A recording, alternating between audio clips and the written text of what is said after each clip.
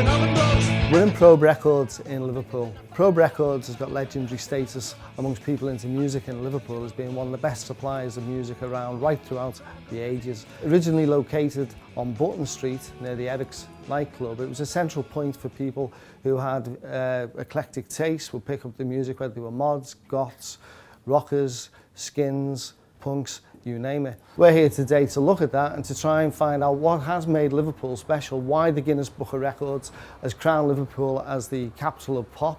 Liverpool has had 56 #1 hit singles, more than any other city in Britain. And what we're looking to try and find out today, why is that people in Liverpool, if not other people elsewhere, think that Liverpool's special, particularly around music. Don't call me all the time, I'm all alright. I got music on my mind. I see you when I'm passing. Museums can be as boring as hell.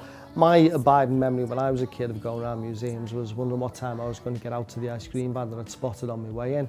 But we're going to go to something a bit livelier and a bit different, and I think something that will really engage you. It's called the And the Beat Goes On exhibition, and it's in the World Museum, Liverpool. And it's an exhibition that tries to capture the whole history of Liverpool music.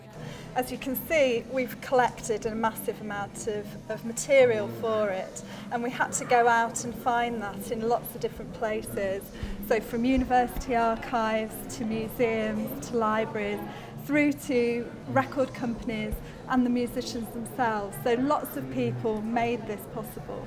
Some people might say, well, isn't that a little bit arrogant of one city in its own museum to celebrate its own music? But why is that being done in Liverpool? I think it is something that's growing actually in museum culture, that there is that recognition that popular music is a very important subject to look at. It's part of our social world.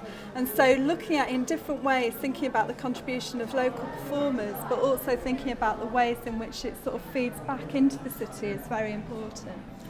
I got into music broadcasting through various influential people, especially, you know, for start someone like Joe Ankara, for example. Tell me about this man, Joe Ankara. Yeah, well, when I was young, coming from London to Liverpool, in order to find out a lot about Liverpool's music history, this is one of the people that I thought was instantly influential for me, was Joe Ankara. You know, there were soul artists, there were R&B artists, and as you know, it influenced a lot of R&B, even hip hop that's going on in Liverpool to this day. And I always see Joe Ankara as that influential person that I thought a lot of people wanted to aspire to be like, because he did achieve a lot during that era, especially with going up against the Beatles.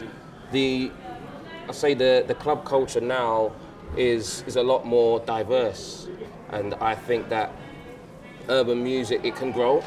It's always been here. It did die down for a little bit, but I think that there is a growing culture and a growing subculture within urban music again, and I think it's just coming to fruition now. And The Beat Goes On is at the World Museum, Liverpool, until the 1st of November. It's free, it's worth a visit, and I think you'll find out a lot more about music in Liverpool than you thought you knew. Now we're going to move on to a venue that's still live, one of the most crucial venues for the development of musicians in Liverpool, and aptly named really after Liverpool's political strife in the past. It's called the Picket.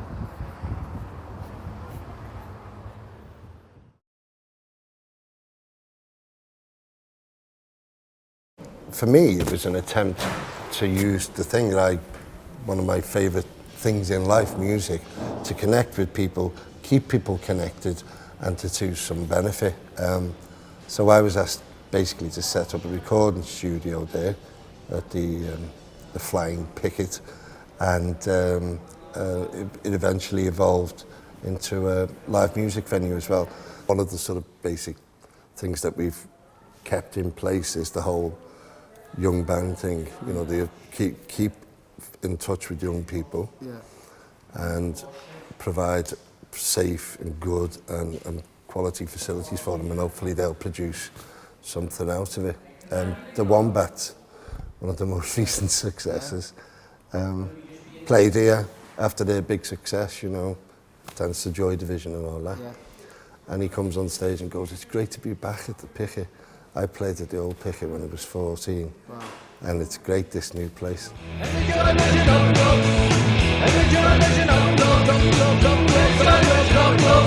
I've only been able to show you today a snapshot of the Liverpool music scene. But what you've seen today and the exhibition And the Beat Goes On is not a bad place to start. But as any music fan knows, you want to get outside of the museum and get into the live venues, out to the record shops, all the places where you can really enjoy and experience music. I'd suggest taking a trip here, checking out the museum, checking out Probe, other record shops, coming down to the Picket, anywhere you can find the music you like. Hopefully you enjoy it, maybe come back again in the future. Hallelujah!